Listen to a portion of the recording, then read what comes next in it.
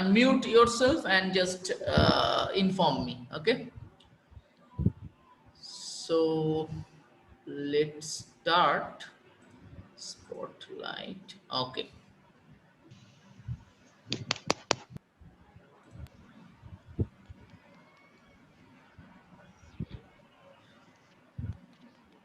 So almost 82 participants has joined. Fine. See, today's topic is related to measurement. Measurement.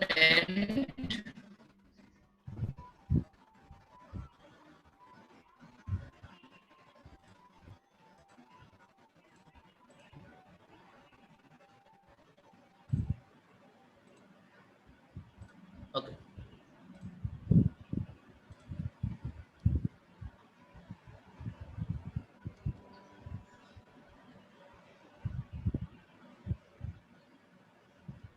Okay. My internet connection was just lost for a bit. Now, can you hear me properly? Yes, sir. Okay.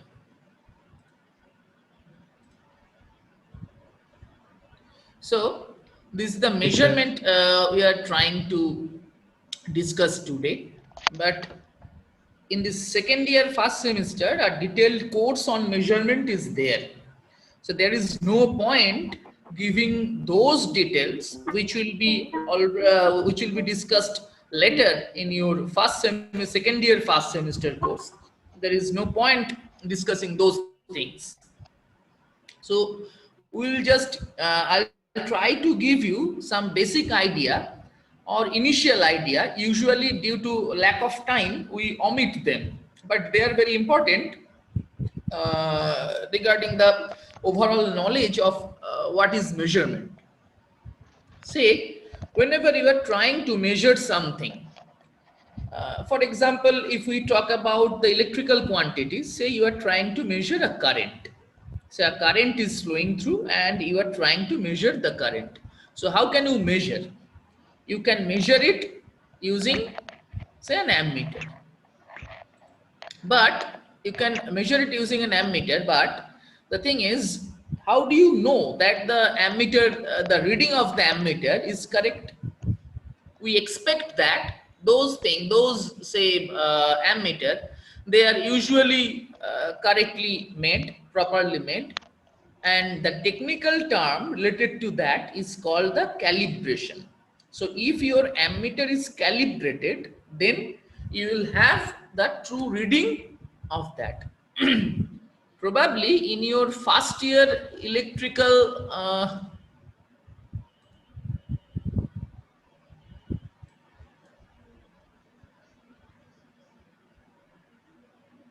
Shostik Kanjilal is saying that he cannot hear. Is it?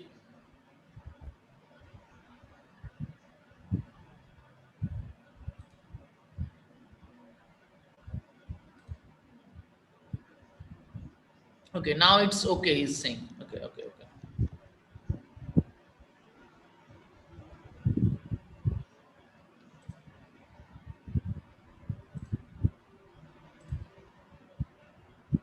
Let us start the video.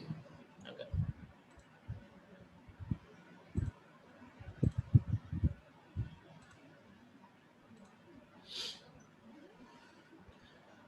So now,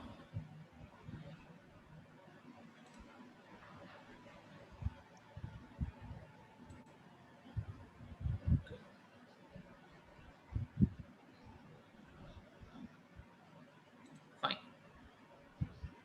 So now, how can you know that that particular ammeter will give you the proper reading? It is difficult to know. But if your ammeter is, say, calibrated, then you can say that you can expect that your reading will be correct.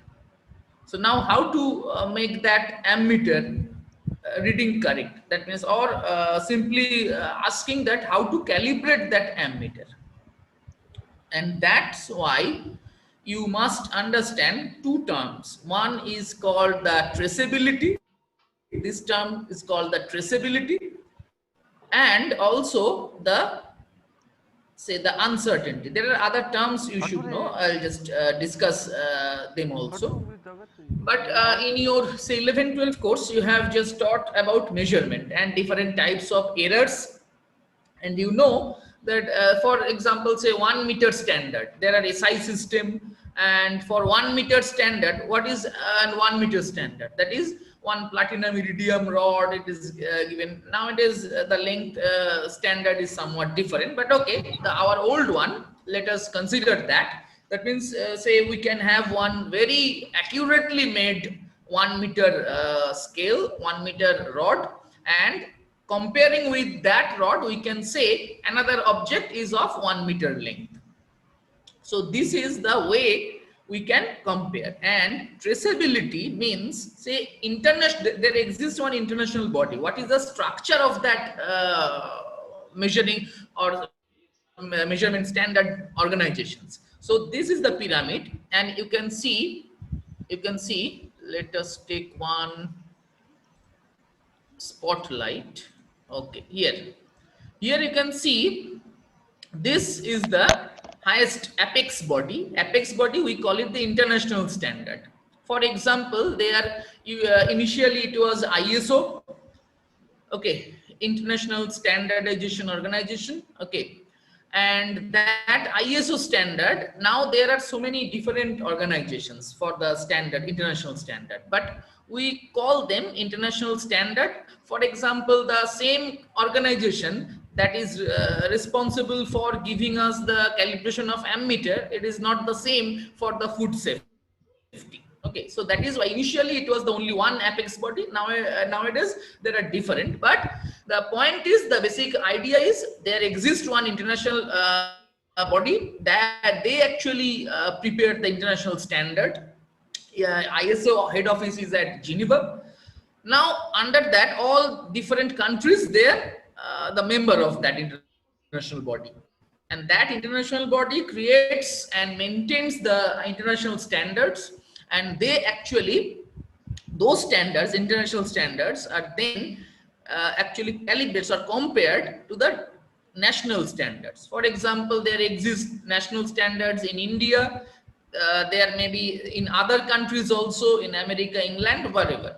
So national standards, we call them national standards, are traceable to international standard. That means loosely speaking, say national standard, let us say an ammeter, okay, so that national standard ammeter, that is calibrated with respect to international standard. And say earlier days, there at Delhi, at New Delhi, there exists the National Physical Laboratory. That National Physical Laboratory holds all the standards. Nowadays, National Physical Laboratory is something, okay, their responsibility is reduced, and NABL is somewhat responsible for all the standardization throughout India. So national standard, basically say that standard is traceable to international standard. Again, I am repeating, that means loosely that that ammeter, that national standard say ammeter, that is actually calibrated with respect to the international standard. Now that national standard, say that is the National Physical Laboratory. For the time being, let us assume that. So under that lab, there exist several other regional labs. For example, in Kolkata, we have Eastern Regional Testing Lab, ERTL. So that ERTL is under that national. So the reference standard, national standard, with respect to that, we prepare some reference standard. They are almost similar to that national standard, but they are actually calibrated with respect to national standard, and they are distributed over different labs. For example, ERTL in Kolkata at Salt Lake, sector 5, that ERTL office is there.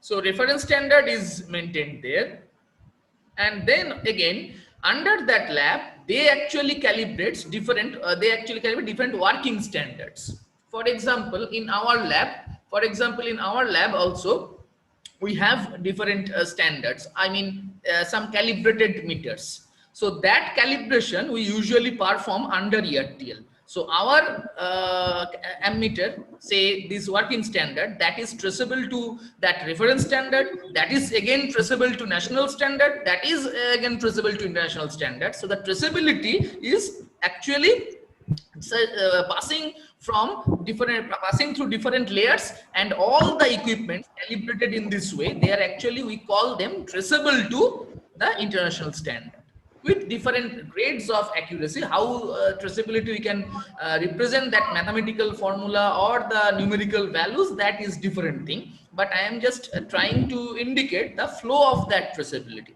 And again, some industry, for example, say some can you remember one name of one company that you have used the ammeter in your lab? Say Automatic Electric.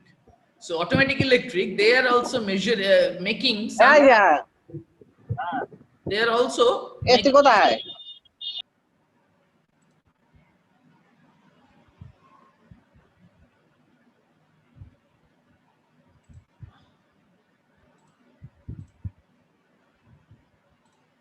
okay, they are also making those. I have just muted all. Okay, so if you want to say something, you have to write that in the chat box.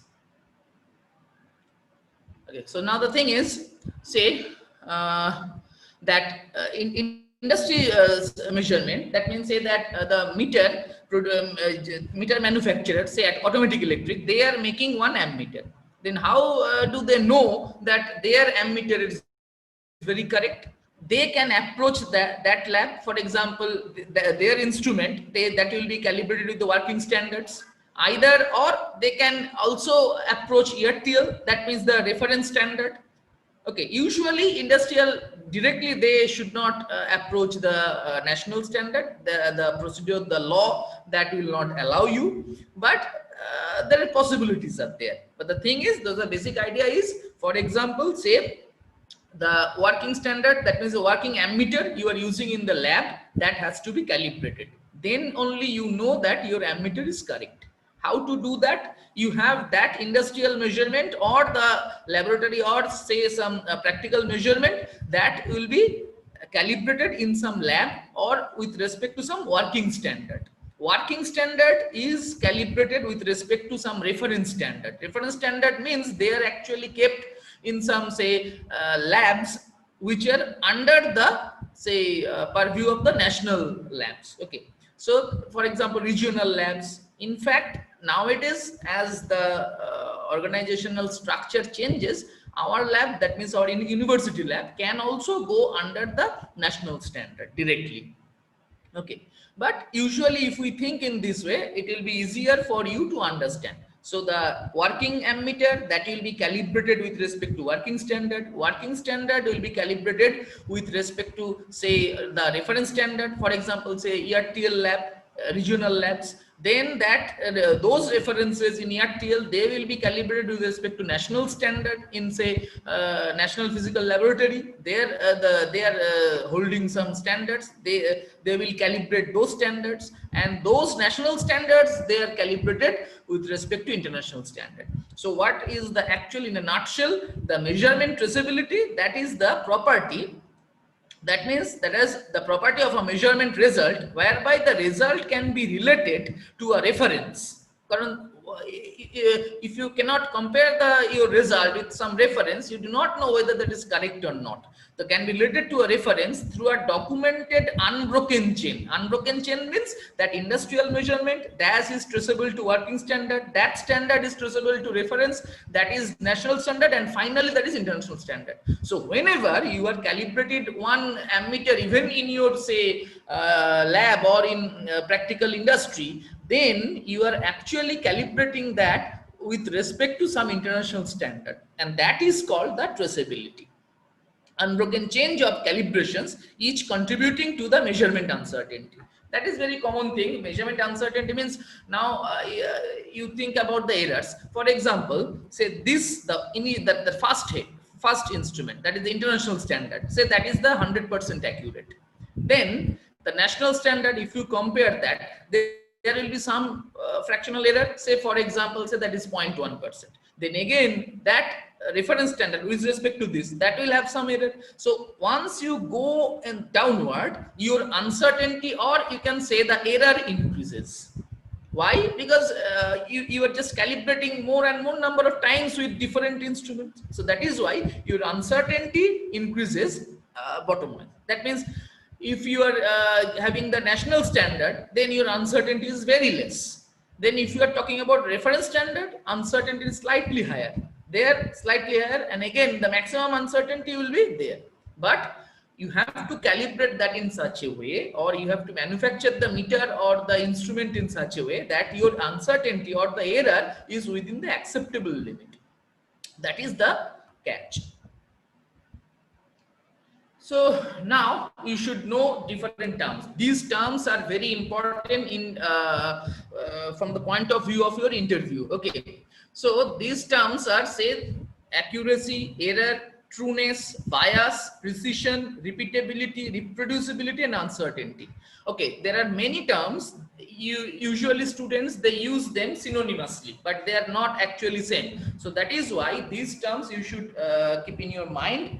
The definition should you should know, so that in interview, if asked what is the difference between repeatability and reproducibility, or if you are given some example, cited some example, and you are asked, tell me what is the property of the instrument indicated by this, is it repeatability or reproducibility or precision or something like that. So all those terms, maybe some of these terms may be similar to you, but they are not actually similar.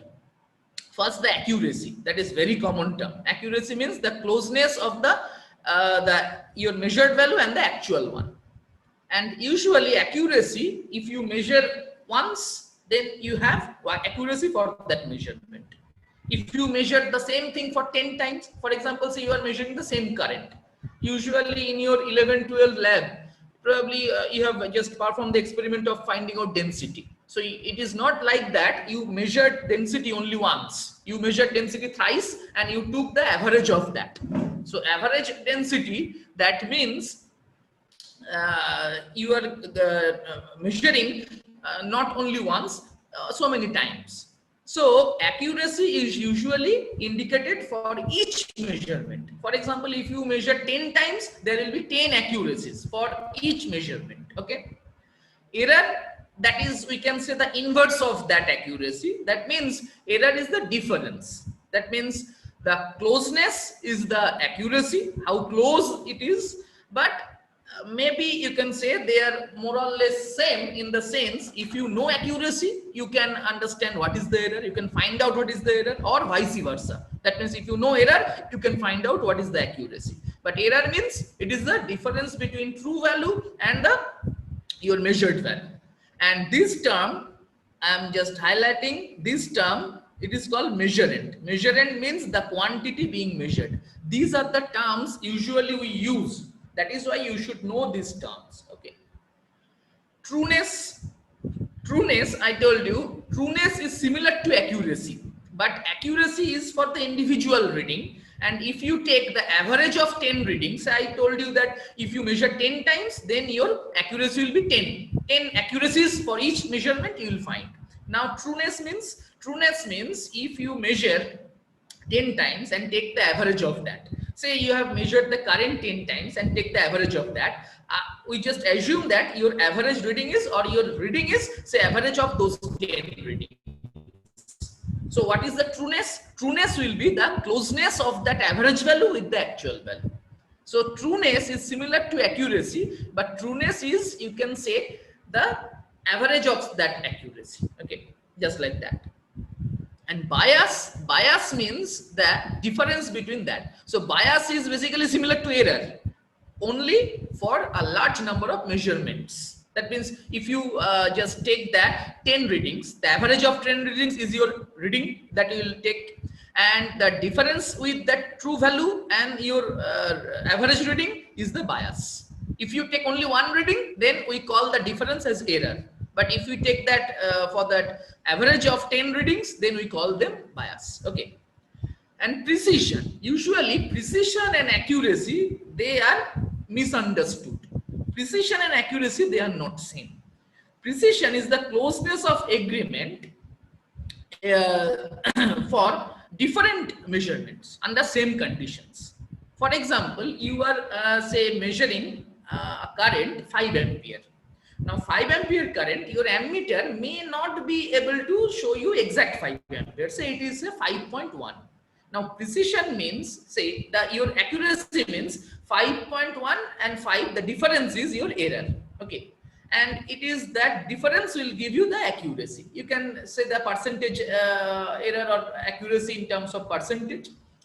But precision is if you measure the same current using the same instrument, say 10 times. So how close are those measurements? If they are close, then we say those instrument that is very precise. Okay. So precision has something to repeatability. And what is that repeatability? So repeatability is simply the precision. So the precision, we can explain precision in two ways. One is called the repeatability and reproducibility. Repeatability means all the conditions remain same and the person who is measuring is also same, and you are measuring the same quantity using the same instrument. You know that every time the reading will not be same. Why? For example, say you are measuring 5 ampere. I told you that your instrument that is showing say 5.1 ampere. There is a possibility of human intervention and human error. And that error can vary in different runs. For example, if your pointer is in between two graduations, two markings, in between that your scale is placed. So by eye estimation, initially say you may assume that 5.1, later you can find out say 5.11. So with different runs, keeping all the conditions same, the reading may be different because of different uncontrollable conditions. Okay, there can be some say some variation in some parameters. Okay, so if you make the same thing, all the conditions remaining same, if you measure one particular quantity, the reading can be different. So that repeatability means it is the precision for that condition. And reproducibility means you are measuring the same quantity using the same method, but your different equipment and different operator. For example, reproducibility means that say your company, one company is making say ammeters. What is the repeatability of that one particular instrument, one particular ammeter? That means you are using the same ammeter, conditions are same, and same current is flowing through. You are measuring the same current using the same ammeter repeatedly. Same 5 ampere you are measuring repeatedly. Will that be same? That is measured by repeatability. Now that company will not produce only one ammeter. Say they are producing say 100 ammeters. So for 100 ammeters, reproducibility means the same 5 ampere current you will measure using different ammeters. Maybe your operator is also different. So that is called the reproducibility, the ability to reproduce the same result. And uncertainty is related to the representation of error. For example, you know that for a particular measurement, your error is say something. Say for example, say 5 ampere is your true value and you have measured 5.1. So your error is say 0.1. Now for the next time if you measure, there is no guarantee that your result will be exactly 5.1. So you cannot say every time your error will be say 0.1. It is not possible. It is not actually happen. So that is why we the error that will fluctuate in different measurements. So that is why we define one statistical term that is called uncertainty. It actually gives you the range within which your result may vary. And that is actually known from the characteristic of the instrument. I told you the term calibration. During calibration, all those parameters, they are investigated.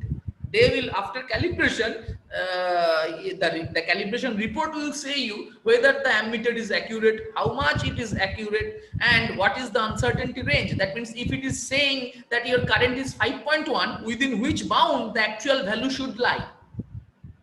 Okay, because I am now saying that you assume that your current is 5 ampere, but before measurement you don't have any idea that what is your accurate exact value of the current. So how can you find out the error? So that is why some statistical analysis has to be done. Because if you measure say 5.1, say 10 times, 5.1, 5, 5.11, 5.05 and so on. So from that measurement by statistical analysis, you have to find out what is the error. And we call them say bias, or we represent them in terms of uncertainty. Let us have some pictorial representation of that. See, this is the dartboard analogy. See, you know that the bullseye means the center. So here, the leftmost one, that indicates the very high accuracy and very high precision. Very high accuracy and very high precision means, high accuracy means say our true value is the central one. So the darts, they are hitting the central position. That means they are actually hitting the correct value. So that is, it is highly accurate. And also all of them are close enough. That means if you measure repeatedly, those values are close enough. That means it is high accuracy as well as high precision. There, the next second one. See, all those values, they are off-centered. That means there. That means the difference is high, but it is low. That means it is low accuracy. Here the true value is central value and they are measuring like this. So therefore there exists some difference. So that is, it is not accurate, but it is highly precise. It is having high precision. Why? Because they're all of those measured value, they are close enough. The third one, it is say high accuracy, or we can say more or less accurate, because it is there also very close to the central thing, but they are all different. So it is high accurate, accuracy is high, highly accurate, but low precision. And there they are off centered quite a bit, and also they are not say at the hitting at the same point. They are say at different scattered at different positions. So we say that they are of low accuracy and low precision. So these are the things, these are the basic idea of the accuracy and precision. Okay, so now this one. So if we increase the trueness and increasing the precision, so in the diagonal position, it is just like that. See, the precision is low, even accuracy is low. So it is just like this, the dartboard. See, they are scattered. Again, this position means trueness is high, but precision is low. Trueness is high, precision is low means they are actually close to say the central position, but they are scattered. And there, this one, it is having increasing precision, but accuracy is low. That means trueness is low. That means it is far away from the center, far away from the true value, but at the same time, it is having their values are close enough. Their values are close enough. Ahon is saying, sir, what are the criteria of getting low or high precision of any galvanometer? Okay, that depends on the structure and the sources of error of the galvanometer. Okay, in the second year first semester, the structure of the galvanometers, different types of galvanometers and their sources of error, they will be discussed. Okay, I am giving you the basic idea so that when those things are taught, the basic philosophy of discussing that you can understand. Okay. Okay.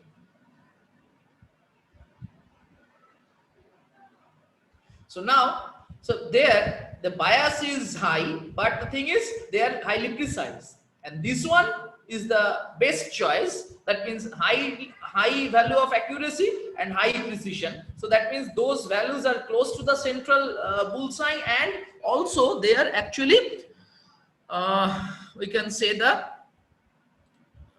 close enough to close enough from each other so that the precision is high. Okay, so now coming into the instrument part. say these okay, so different types of instruments are there. So this is the electrical instruments. We can classify them. I have taken all those things from internet. Okay, so that electrical instrument, they are actually can be classified into two categories: absolute and secondary instruments. Absolute instrument means they actually do not require any calibration. It is very astonishing fact. That means one, say, one ammeter, it is scale is graduated and you can find you can measure the current, but we do not require any calibration. Then how do you know that reading is correct? So there are absolute instruments, or we can say them we can call them primary instrument, or your absolute instrument. They do not require any calibration. Means if you measure, if you try to measure something using that, some other parameters, physical dimensions, some other things, if you know them, you can measure the exact value. For example, in your old syllabus, the tangent galvanometer, probably you have heard of tangent galvanometer. That tangent galvanometer is an absolute instrument. Why?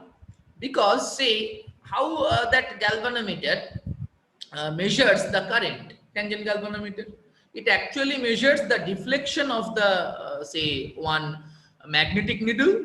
It actually measures the deflection of the magnetic needle, and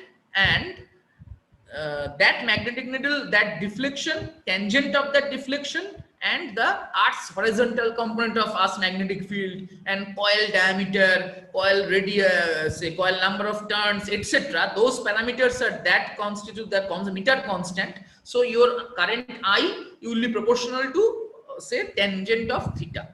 So directly you are actually not measuring the current, you are actually measuring the deflection. And that deflection, if that scale is correct, then from that deflecting and deflection angle, and by some physical parameters, if you know, then you can readily get the current. So you do not have to measure the or calibrate the instrument. Binoy Rajak is saying our secondary instruments are followed by absolute one. Followed by means, are you trying to say that they are calibrated using the primary one? Okay, one option is that, but not always. There are standard meters.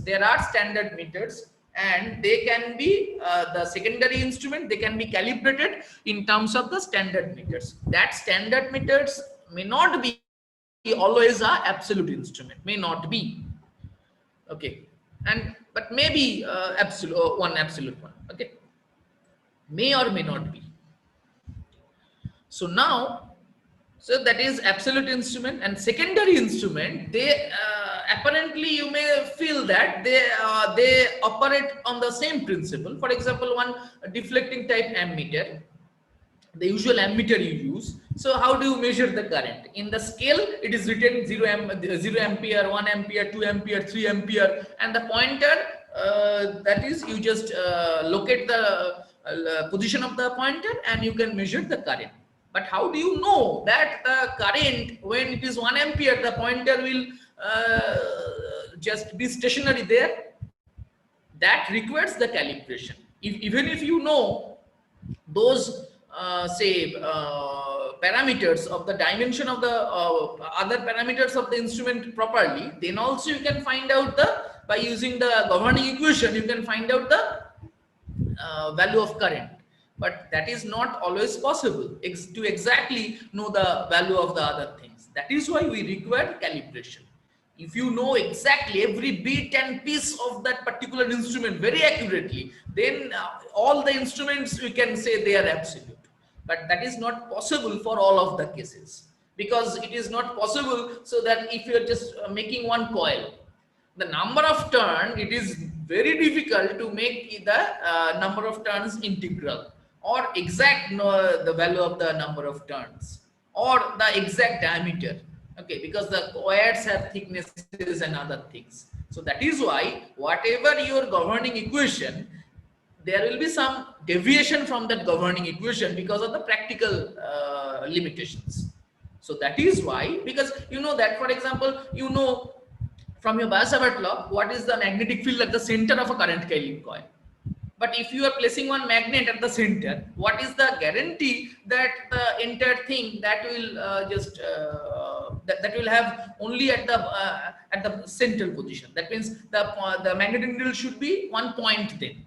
That is not physically possible. So that is why, even though there exist some governing equations, but it is not possible to know every information accurately for any instrument. So that is why we require calibration. Shorjo is saying, can the classification between absolute and secondary instrument be applied in case of non-electrical instruments? Can the classification between absolute? Yes, yes, yes, yes. There, that non-electrical instrument, that can be done. That can be done. But there are certain mechanical instruments or chemical that you can do that. But usually we most of the cases that calibration is related to electrical or electromechanical, most of the cases. Okay.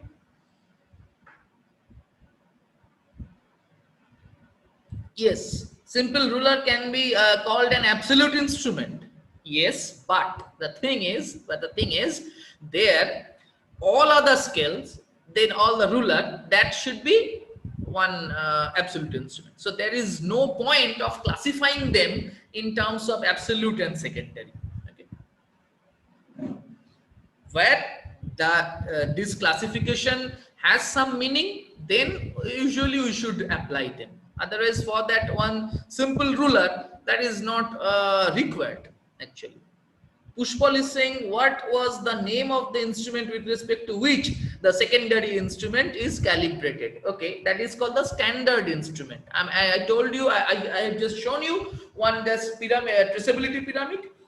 On the basis of that, there may be one standard ammeter at the say one international laboratory. That laboratory will calibrate other ammeters with respect to that. Then again, the traceability goes on the other layers.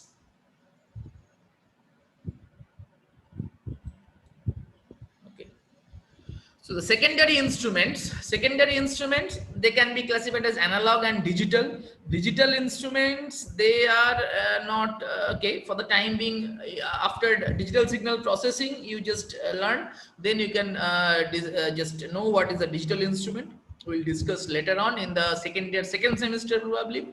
And analog instrument, most of the cases in this particular course, we'll discuss about analog instruments.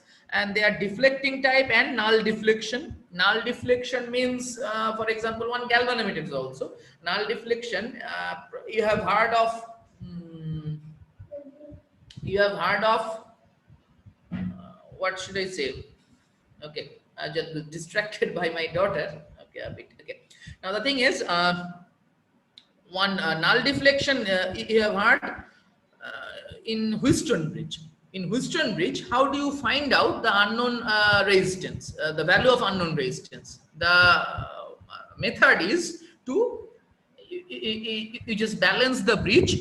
And how do you know your bridge is balanced? There exists one galvanometer that will show null, and those type of measurement is also required. That means in that case, very interesting. You can see there is no such value that is required. That means whenever we say that you are measuring current, that means you are interested about the value of current. But think about that galvanometer used in the Wheatstone bridge. We are not interested about the value it shows. If it shows some value other than 0, we know that the bridge is unbalanced. So that exact value, what is that value, is not important. We are interested in the showing the null condition. So that is why the same instrument, the purpose of use is somewhat different. Okay. Nirmallo Nandi, it is saying, sir, any type of mechanical instrument used to calibrate the tangent galvanometer? And mechanical, okay, say one or two things you can think of. See, that angle measurement, that protect. That means that actually you require some mechanical calibration. Otherwise, how do you measure the angle of deflection correctly? Okay. Also, the diameter or area of those mechanical measurements or mechanical dimension measurements are required. Otherwise, you cannot have the exact equation of the governing equation of the machine or instrument. So deflecting instrument will mainly discuss about those deflecting instruments. That can be also classified into indicating, integrating, and recording. Recording means, say, for example, one electronic seismograph or ECG machine. They are actually recording something, recording a pattern with respect to time. In some sense, your oscilloscope is also can be used as a recording if the facility is there. If it is digital storage oscilloscope, you can record something. So recording type instruments, they are very common to you. ECG waveform, ECG machine, say seismogram, okay, those machines are actually recording type. Integrating type means your, say, household energy meters. Okay, the CSC meters or ACB meters, electrical meters, they are actually that integrating type. They actually integrates. That means adding up. They are adding up the energy consumption in each day, in each instant. Okay, at each instant. So therefore, that they are called the integrating type. But mostly in our laboratory we use, or in our day-to-day life in industry we use indicating type instruments. Indicating type. That means ammeter, voltmeter, wattmeter, those things. Kollol Datta has said, asked one question, that is, can we say a tangent galvanometer is an example of both absolute and deflecting instrument? Yes, we can say. We can say. But absolute and deflecting, actually we are not going to discuss absolute. There are different types of absolute instrument. We have not discussed them. Okay, so that is why I have just shown there.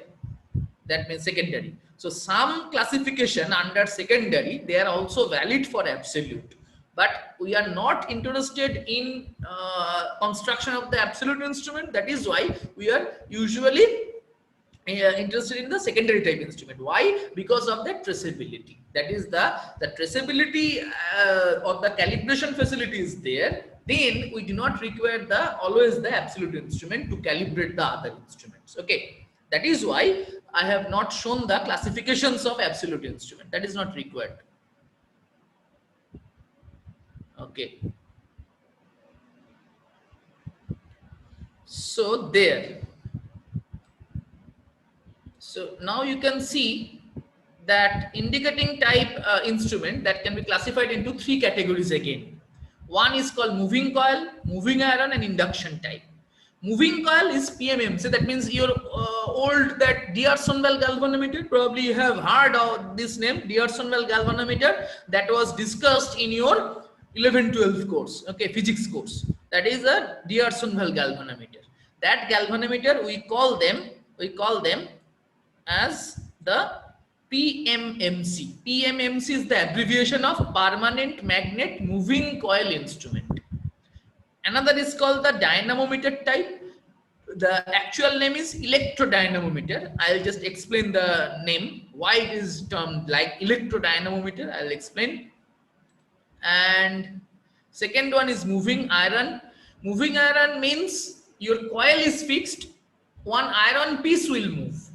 Usually in the moving coil, magnet is fixed, coil will move, and you have the pointer linked with the coil.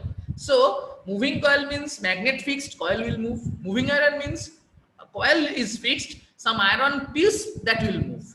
And induction type means the torque will be produced by some induction or the flux interaction between two coils. Okay. The same thing will happen also for the dynamometer type. But again, the induction type instrument, there's the energy meter and other instruments are there. So induction type instrument, nowadays we are not interested in that. Nowadays moving coil, moving iron, they are the main things. Okay. So moving coil and moving iron instrument we'll discuss in details. One thing, say moving coil, PMMC, that D'Arsonval galvanometer, usually those instruments, they measure the direct current quantities. If you give AC in D'Arsonval galvanometer, there is, so what will happen? You know, probably you know the answer. If you give, say, AC to a D'Arsonval galvanometer, what will be the reading? The reading will be 0 if that AC is symmetric about the time axis. The average value of AC is 0. So basically your moving coil instrument, that PMMC particularly, PMMC gives you the average value. That means PMMC that is useful for measurement of DC. These things are asked in your easy interviews. Okay, very tough core interview, there will be something different, but for easy interviews those things will be asked. That means which instrument you can use for measurement of DC, which instrument you should use for AC measurement, both AC and DC measurement, just like that. Okay, so PMMC is for DC, moving iron is for AC, but still it will show reading under DC also, but that value will be different. But dynamometer type instrument, they can be used for AC, both AC and DC. So you can think of this thing. I'll repeat again. For DC measurement only, PMMC has to be used. For AC, we usually use moving iron instrument, and moving iron instrument can also measure DC, but that instrument to be calibrated under DC then. The same instrument, the 5 ampere DC and 5 ampere AC for moving iron, they will not show you the same value. That means one moving iron ammeter, if 5 ampere DC is flown and 5 ampere AC is flown, then the reading will not be same. But that will be same for dynamometer type instrument. So dynamometer type instruments can be used for both AC and DC. এগুলো মনে রাখবে, ওকে? এগুলো এক্সামে আসবে বলেই বলা, এগুলো ইন্টারভিউতে জিজ্ঞেস করে। Okay, so now let us discuss this. That means the first one, that is the say moving coil or PMMC instrument. This is the basic structure. Let us take that highlighter or spotlight again. This. So this is the coil. And this is a magnet. So magnet is a horseshoe magnet, and that is fixed. This portion, just like this curved portion, they are actually made in such a way so that the flux is radial. So radial flux means it is always say perpendicular to the area vector of the coil. So therefore your torque will be, you know that torque will be NBIA, that is IA cross B, that is the torque acting on a current carrying coil. So that torque will be just acting on it, and these two, the top one and this bottom one, this one and this bottom one, they are the spring. So whenever the deflecting torque acts on the coil, coil will rotate, and as in the D'Arsonval galvanometer, this coil will rotate means the spring will just have some rotation. So if you rotate the spring will give you some opposing torque. So under equilibrium, your deflecting torque and your spring torque, they will be same. So pointer will be stationary at some point, and you can have the governing equation so that your NBIA, that will be your C theta. So therefore you can have theta versus I relation. So from knowing theta, you can identify what is the current flowing through the coil. This is the very easy thing. In D'Arsonval galvanometer, you are not using the pointer, you are going to use some light and scale arrangement. So therefore the sensitivity increases. That is the other thing. Okay, but the basic idea of the moving iron is you have one permanent magnet. This is the permanent magnet, and there exists some coil, and when current flows through the coil, there will be deflecting torque. Deflecting torque makes this particular coil rotating. When the coil rotates, the spring will also get having some torsional torque, and therefore it will oppose that, and therefore at equilibrium your deflecting torque and spring torque balances, and the pointer becomes stationary. And the calibration procedure, that job is to graduate the scale in such a way that the pointer becomes stationary at proper position. That is the purpose of calibration. Better view you can find out here. See, this is that instrument. So for example, this is a look from the outer side. See the scale. This is the scale. in many instrument you can have inbuilt shunt, so therefore it can be used for different scale. You can see there are two scales, from 0 to 500 milliampere and also 0 to 50. The two terminals are also there. See, 0, 50, 500. If you connect it between 0 and 50, you have to take the lower scale, and if you take from 0 and 500, you have to take the higher scale. And what is the arrangement in between? Inside there exists some shunt connected from 0 to 500 milliampere. That means a shunt is connected. So shunt is such that even though your current is say 500, so your total current through the galvanometer coil will be 50 milliampere, just like that. That is the shunt arrangement I am not talking about. See there. So these are the things. These are the different portions. 1, 2, 3, 4. 1 is the coil. I have shown you the coil. This is the coil. 2, this is the horseshoe magnet that is producing the magnetic field. Then 3 is that core. That core is actually increasing the flux density, so that torque increases. And also it is cylindrical shape, so that your flux lines becomes perpendicular. And 4 is this one. 4 is the spring. There is two springs, one at the top, other is the bottom. Bottom spring is not visible in this figure. 5 is the scale, 6 is the pointer, and 7 is this knob, is called the zero adjustment knob. If you just rotate this knob 7, that the zero, if the pointer is slightly away from the 0, you can adjust the offset error by zero adjustment. And 8 and 9 are the two terminals through which the current, one is the current entering to the coil, and through other the current is coming out, just like that.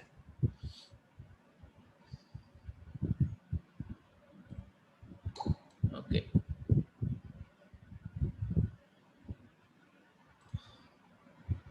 Okay, no more questions here. The second one is the moving iron. Details of moving iron that will be discussed. That's why I am just giving you only the basic idea, not the details of the structure. Moving iron means the basic thing is that coil will be fixed. Here, this is the coil. You can see this is the cross section of the coil. These portions are the conductors. These portions, they are conductors or the turns of the coil. I have shown you one YouTube link. This is an YouTube link.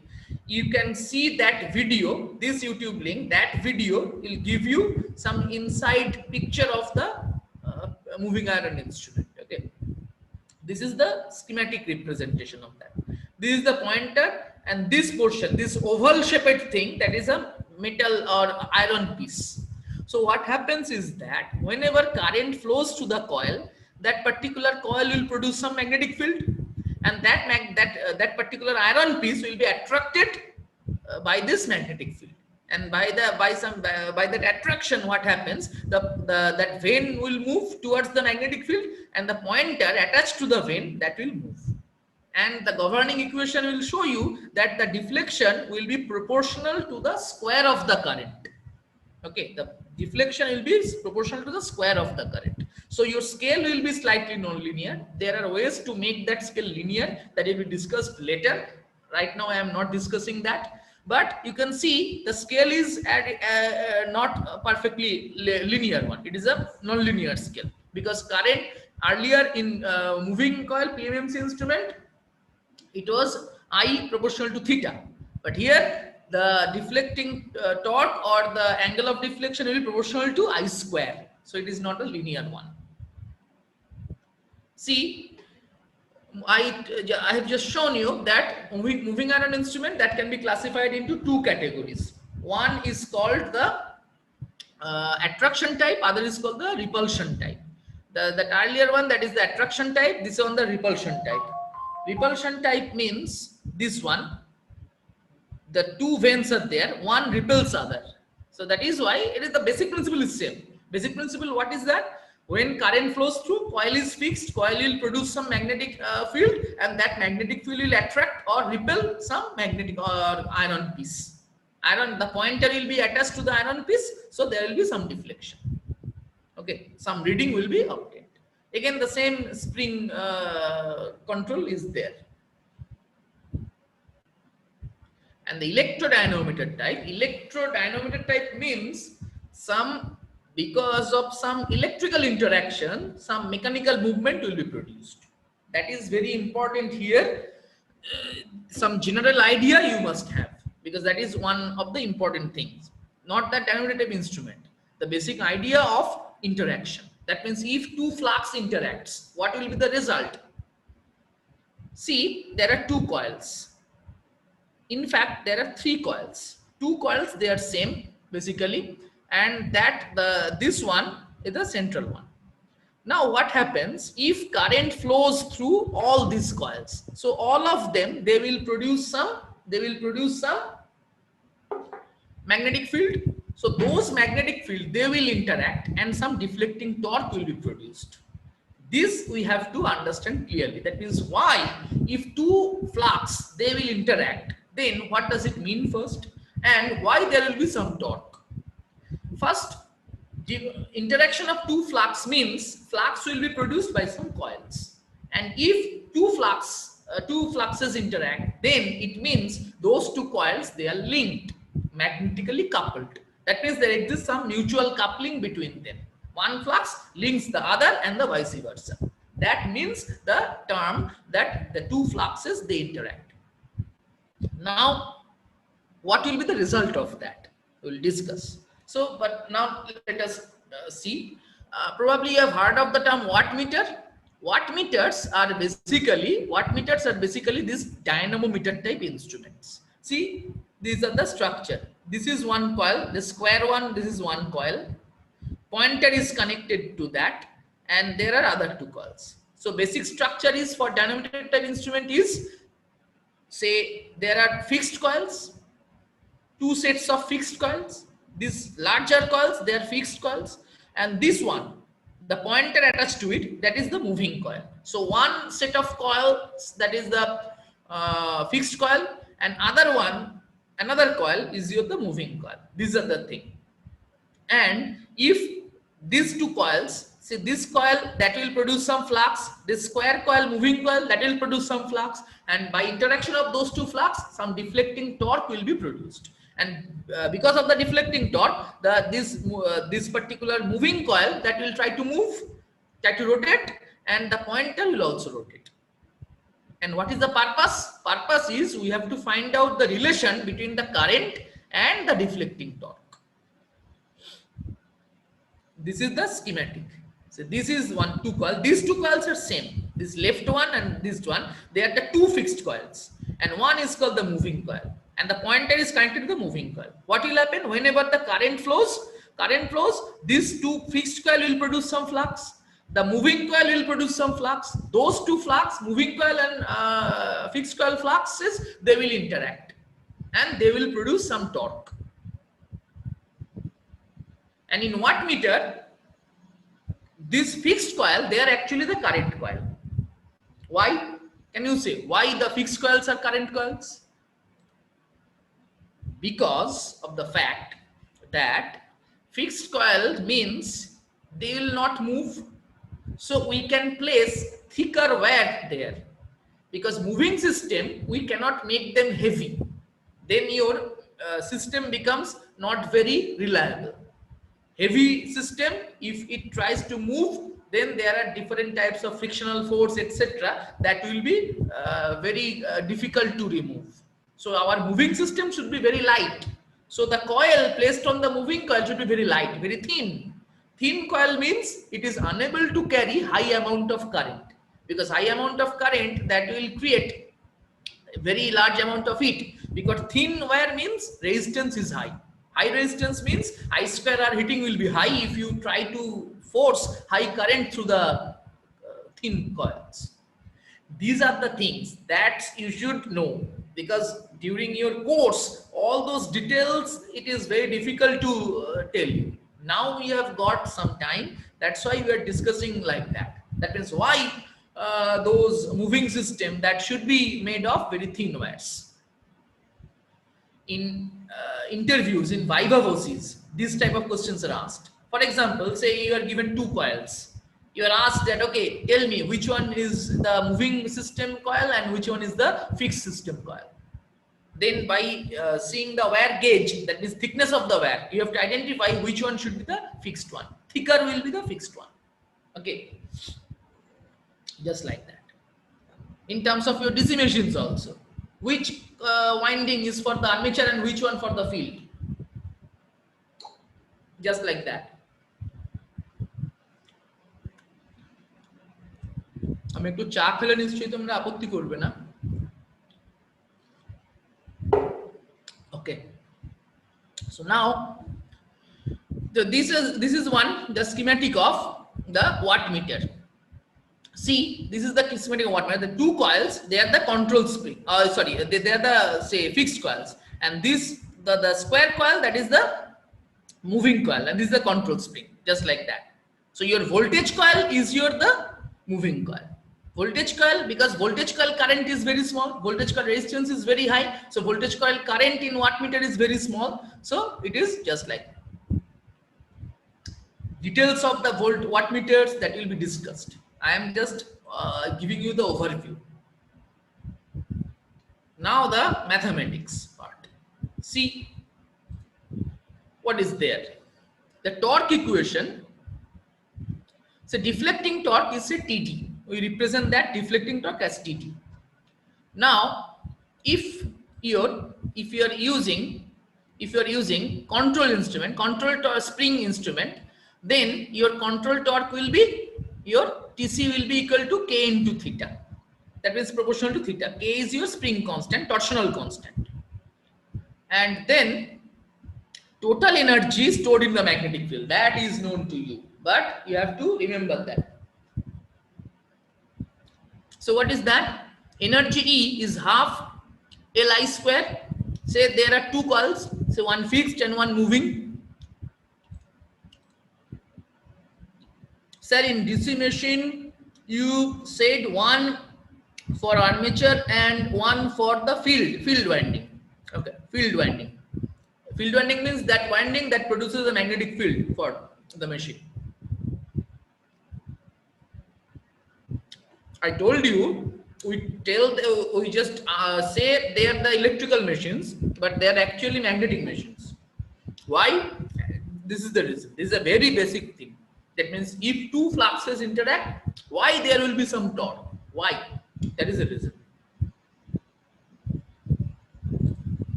Okay.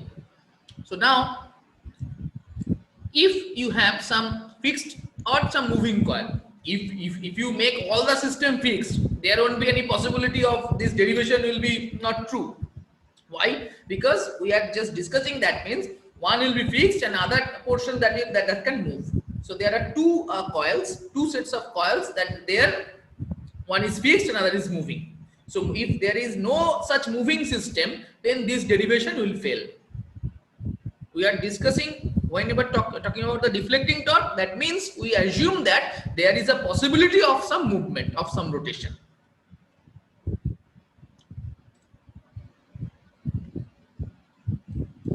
Okay. So now, so it is the energy is half Li square in a coil. Half Li square is the stored energy in a magnetic coil. So your fixed coil, F for fixed, M for moving. Okay. So half Li square is the fixed coil energy. Half Lim square is the moving coil current, and energy of the moving, Im is the moving coil current. So therefore, this is the energy of the moving coil system, and they are having some mutual coupling. Otherwise, the two flux will not interact.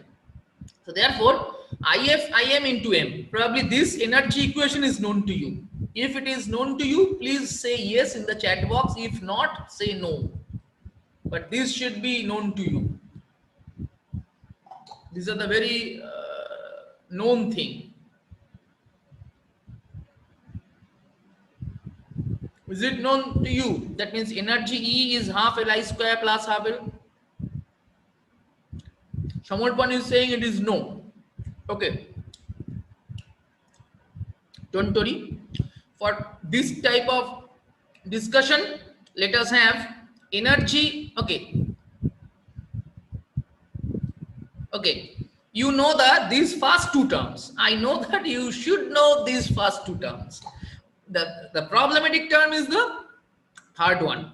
Okay, then I'll discuss. I'll just show you, give you the note on that. It is not very difficult thing. Just like one derivation, just like you have derived that energy stored in a coil as the half Li square, just like that. If you just assume that mutual coupling, then another extra term will be there. The same way, if you integrate for the energy, IF Im into M, that will come.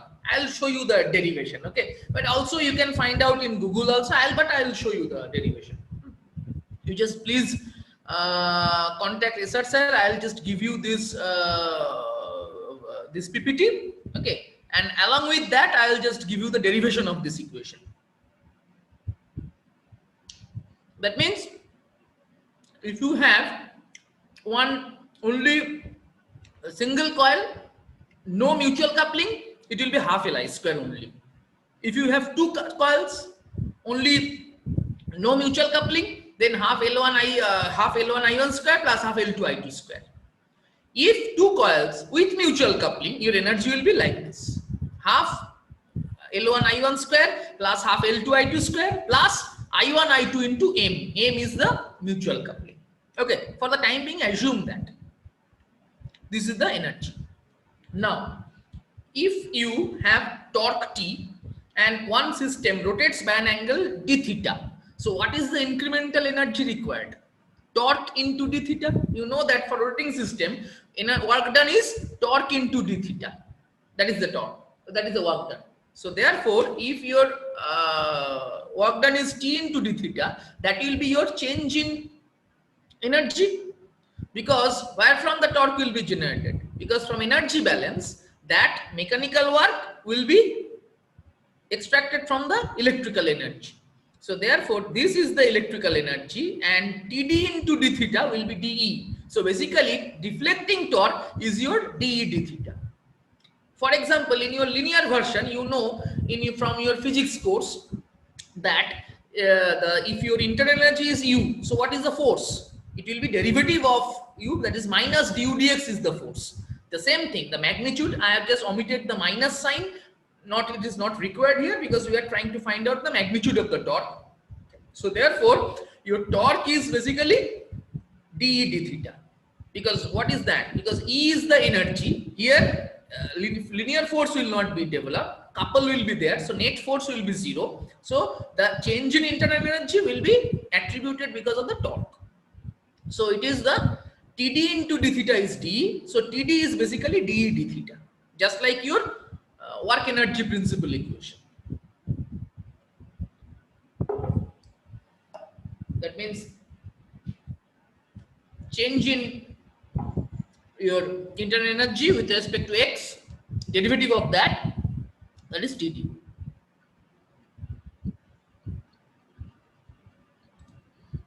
No, Swarnadeep is saying this derivative is not valid. No, I'll show you.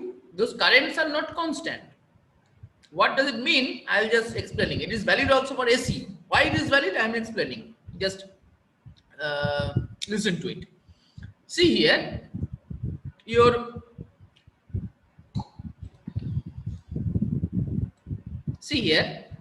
Td is d d theta. So now d d theta means, in our case, what is the physical meaning of theta here? That means rotation of the coil. Now, say you are using one ammeter and you are trying to measure current. So, if the current flowing, the current flowing through the meter and the pointer deflects, will the current will change? Whether there will be any change in the current? Will the current change? No, because we are measuring the current. For example, say you are using one ammeter to measure current. Due to the rotation, the deflection of the pointer of the ammeter, will there be any effect of the deflection of the current flowing through the ammeter? No, the current we are measuring, that is governed by the electrical circuit. So by mechanical movement of the coil, there should not be any effect on the current. So that is why you have a feeling that I am assuming current as constant. It is not so. Why it is taking as constant? Because I am just differentiating with respect to theta. For practical purposes, for mechanical movement, there should not be any effect on the current that you are trying to measure. That is why I have taken IF as constant here. So half IF square dl d theta plus high Im square dl d theta. But if the coil rotates, then for the self-inductance that is independent of theta, self-inductance will not again vary. If a coil rotates and in different position, different orientation, the self-inductance remains same if the constructional feature remains same. So for the fixed and moving coils, all other parameters remain same. So therefore, dl d theta is 0. So first two terms is 0. So first two terms, they are 0. So the third term remains there, IF Im into dm d theta. So deflecting torque for any, if two coils, they are producing mutually linked flux, then, and one system is capable of moving, then the deflecting torque on that moving system will be IF into Im into dm d theta. Here, note that those things, IF and Im, they are in small letters. What does it mean? They are instantaneous value. That means they are valid for DC, valid for AC. Okay. Shornadev, is it clear now? If you have any question, please ask.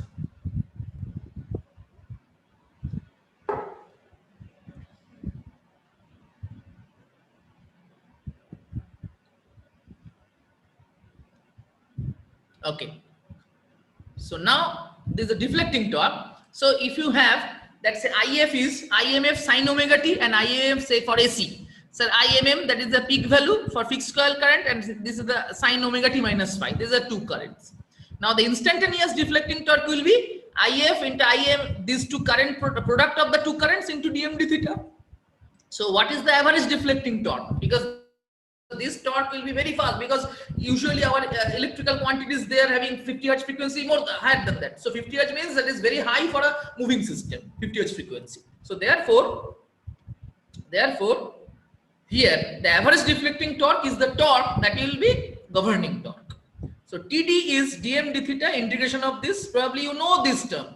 Probably this thing is known to you. I am just showing you the spotlight here. See, this is a very common equation, that is the average value of this particular quantity. dm d theta is, now for the time being, let us say dm d theta is constant. It is the constructional feature. That means how do we design the coils? If we make the coil in such a way that if the coil rotates, the m, the rate of change in m with respect to theta is constant. That can be done. That is a property of the designing. So we can design two coils in such a way so dm d theta is constant. So it can be taken outside. So if we integrate, after integration, you know, that is the basic thing of the RMS value calculation. So this is IMF IMM by 2 into cos phi into dm d theta. For the time being, forget about dm d theta. So it will be proportional to IFM IMM by 2. So by 2 means we can divide it as root 2 into root 2. So IFM by IMF by root 2 means it is the RMS value. So IM, that is the RMS value of the moving coil current, RMS value of the moving fixed coil current into cos phi. So here your deflecting torque is Im IF into cos phi, proportional to that. The same thing happens for other systems also. If two flux interacts, there will be some torque developed. What will be the amount of torque developed? That torque will be proportional to phi 1 into phi 2 into cos phi. What is phi 1? Phi 1 is the flux produced by the first coil. Why? Because phi 1 means it is I1. Phi is proportional to I if we assume linear relation. Then phi 2 means it is the proportional to current I2. And cos phi is the phase angle difference between the two alternating quantities. Can you remember which parameter has this type of relationship in electrical quantity? Which parameter? কোন প্যারামিটারটা এরকম equation করে? Power, very good. It is power. Cos phi is the power factor. So that is why that dynamometer type instrument, that can be used as the wattmeter. Why? Because you apply voltage across the fixed coils. sorry, across the moving coil.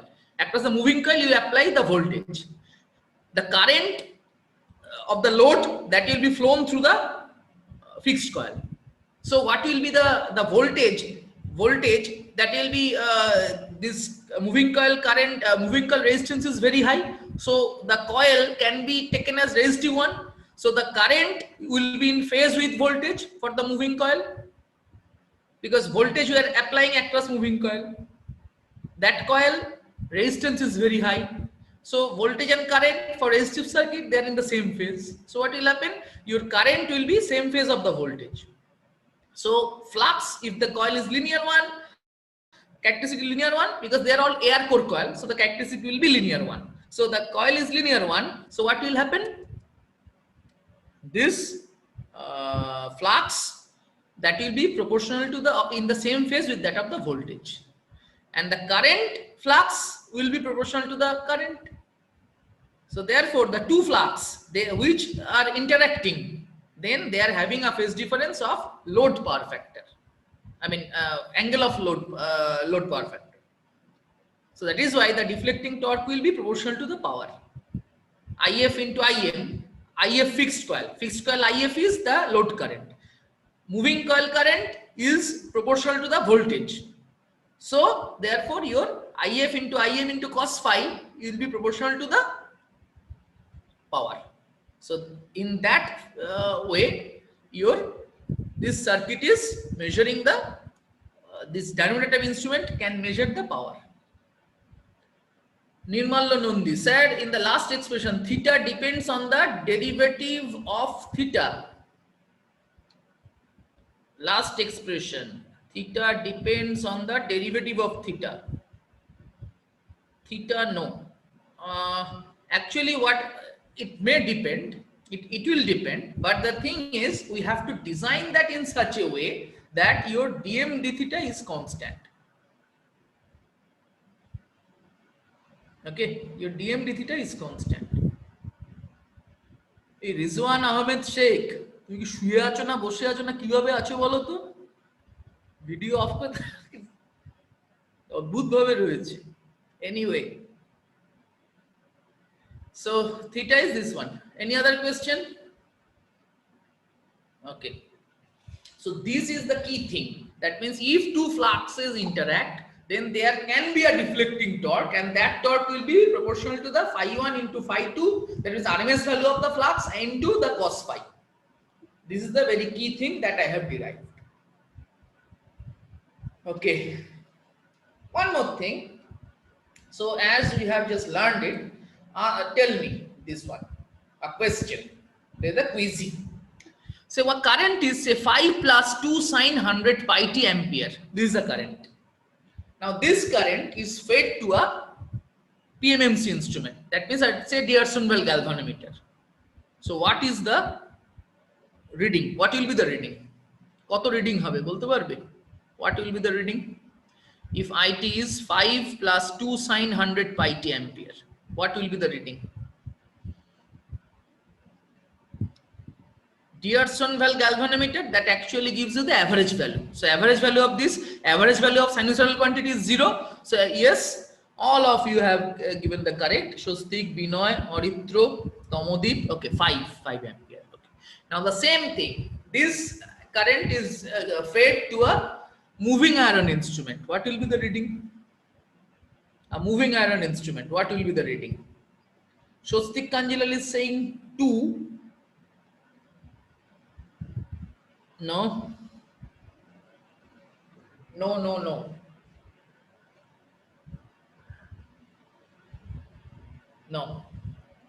Root 27, Sharnodip, that's correct.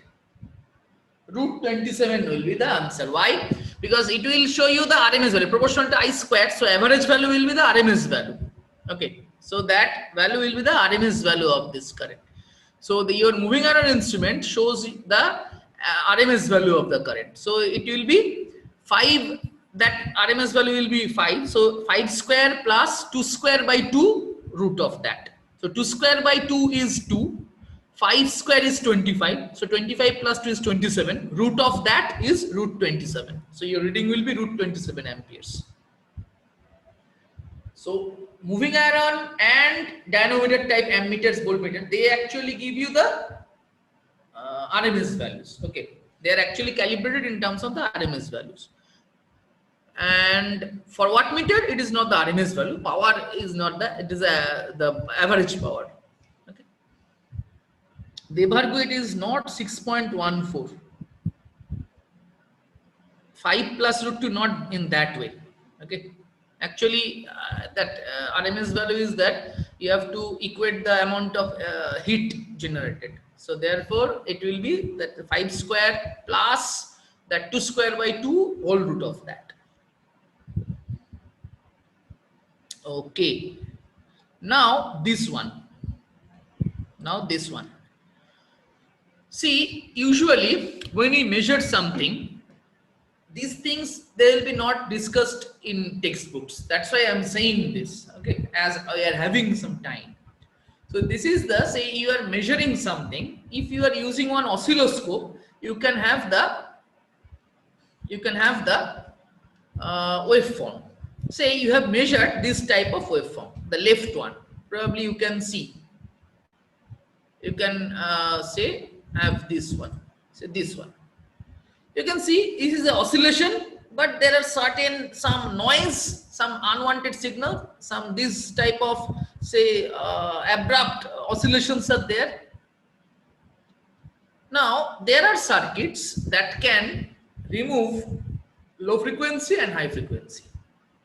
So that is low frequency component and high frequency component. Basics of that you must understand.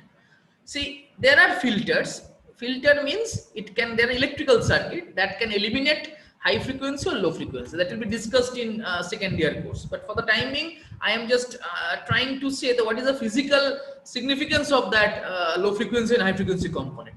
So the low frequency component of a particular signal always gives the envelope or the overall shape. For example, if you are given low frequency component of a photograph of a face of a human being, then the idea is low frequency component gives you the idea that, okay, this photograph is the image of a human face, but you cannot identify. But the high frequency component means the finer details. That means, see, if it is the high frequency, all those oscillations, finer oscillations will be there.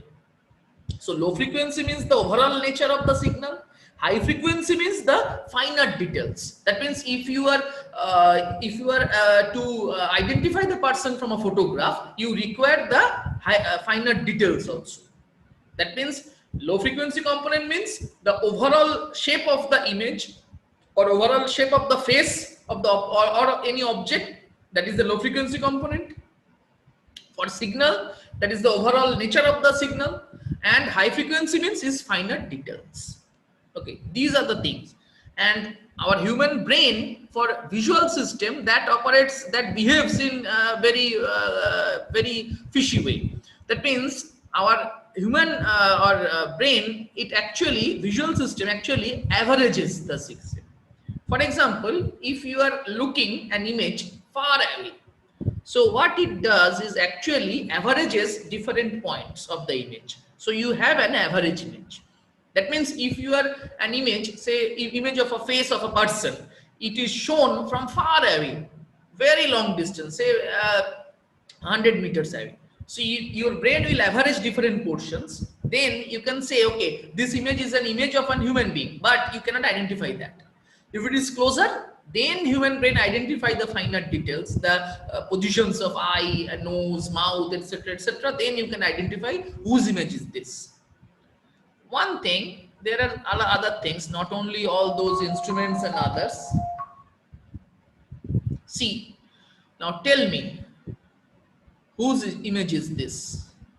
Who is this? It's a car image. Bolo. Who is this?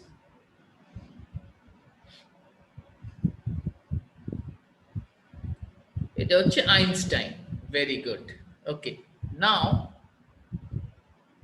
let us say, see this. One answer is there. Okay. Tesla plus Einstein, not. It is Einstein and you will now understand is Monroe.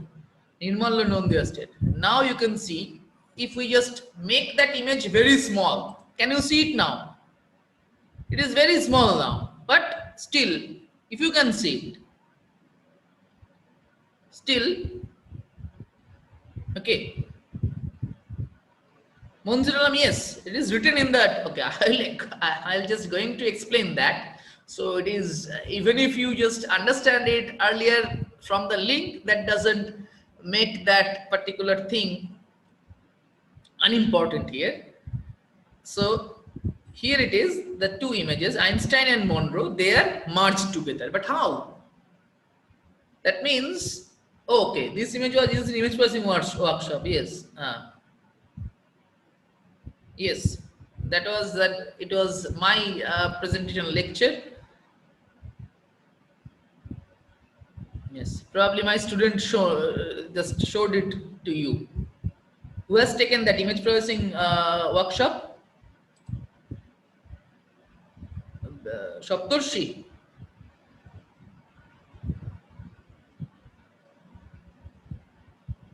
Oh, আমি নিয়েছিলাম. Okay, fine. So I'm discussing this because to have you some idea about what you are going to learn in the second year also. So that's why I'm just showing this. So this image, particular image, this one, that means when you look from far, smaller image means you can assume that you are looking that image from far away. That means your brain is averaging. So it is averaged image. So that means it is the low frequency component of the image. So that is why, and if we just make that image larger, it seems to be Einstein, more like Einstein, less like Monroe. That is because of the fact that this is the high frequency component is from the Einstein's image. So if you take or if you filter out different frequencies from an image, also from different signals, different information you can get. So this type of image are called hybrid images, just like this one. This is the image of a tiger plus elephant, but now as it is larger one, it is more like a leopard or tiger. If I just shrink it, make it smaller, then you can find, you can see it is just like an elephant. So that means two images, one is that this type of elephant, another is the leopard. The low frequency component means the on an average that image that is taken, that is this one, and this is the finer details, finer spots and other things, finer details. If they are merged, you can have this type of images. The same thing is for the measurement instrument signals also. Visually, if we just explain this using some signals, that will be not very easy to understand. Visual impact is more. That's why I'm just explaining it using the images. So now this type of, say, signals, if one particular signal, if you are trying to find out what is the average nature, then you should look into the low frequency component. And if you are interested in the finer details, then you should go for the high frequency component. Okay. So, okay, for this. So in your further studies, you can have this kind of a thing to carry on your further study, to do some research work.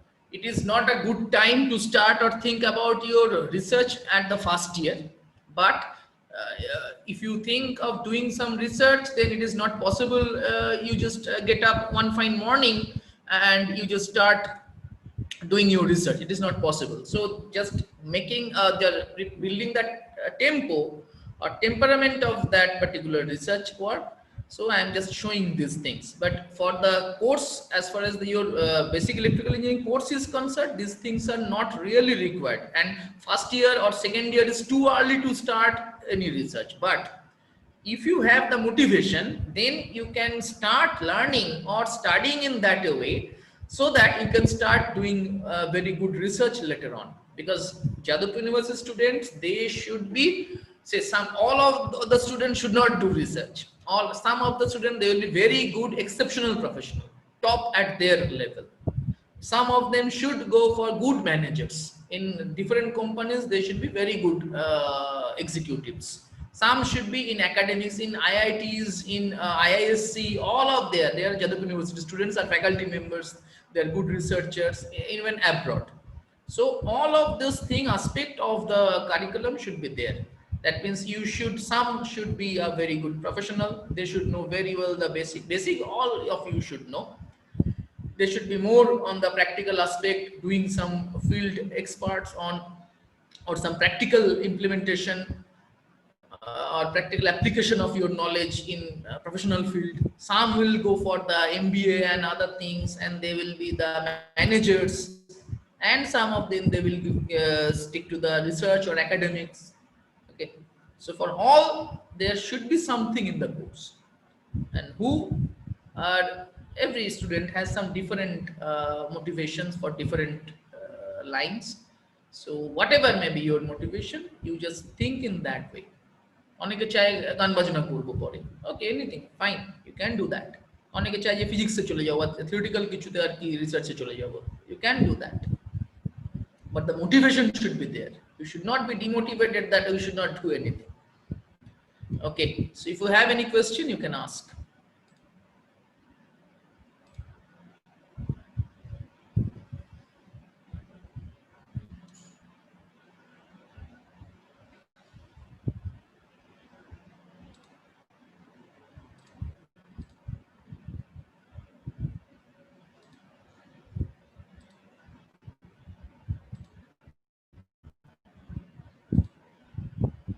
Okay, I have unmuted you all. If you have any question, you can ask. If not, Sir. Fine. Okay, standard instrument may or may not be absolute instrument. Yes, that is correct. That is correct. Sir, I have a question, sir. হ্যাঁ বলো। Sir, PMMC মানে permanent magnet moving কয়েলের যে স্কেলটা থাকে সেটা কি parabolic হয়? না, প্যারাবোলিক ওরকম মানে পার্মানেন্ট ম্যাগনেট মুভিং কয়েল বলছো? হ্যাঁ স্যার। না, ওটা তো লিনিয়ার হবে, প্যারাবোলিক কেন হবে? যেটার আই স্কোয়ারের সাথে ভ্যারি মানে যেটা সেটা moving iron instrument. Moving iron, হ্যাঁ মুভিং আয়রনের কথা। হ্যাঁ, না ওই যে আমি বললাম ওটা কি করে, একটা পোর্শন হচ্ছে প্যারাবোলিক থাকে, বুঝেছো তো? সামান্য পোর্শন, বাকি পোর্শনটা কায়দা করে। ওই একটা কোশ্চেন কে করেছিল আমার খেয়াল নেই, that whether the theta is the angle of deflection that also is a some have some relationship with the rate of change of theta. Yes, that dmd theta into theta, that is made constant usually. So therefore it is not dmd theta is constant, theta into dmd theta, if that is made constant, then it will so happen that your scale will be linear. So that is why it is not a parabolic one, it is a linear one by proper designing of the vane system or the moving system.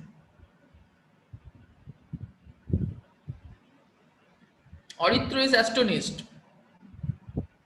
Okay, Vidipto, please ask what is the Gmail ID is all about. Aurithro is unaware. Maybe Aurithro is in A section or so, or maybe B1. If it is only for section B, that is not do. Better I will send the PDF to SR sir. SR sir is knowing your say maybe WhatsApp ID or something like that. SR sir will post it to you.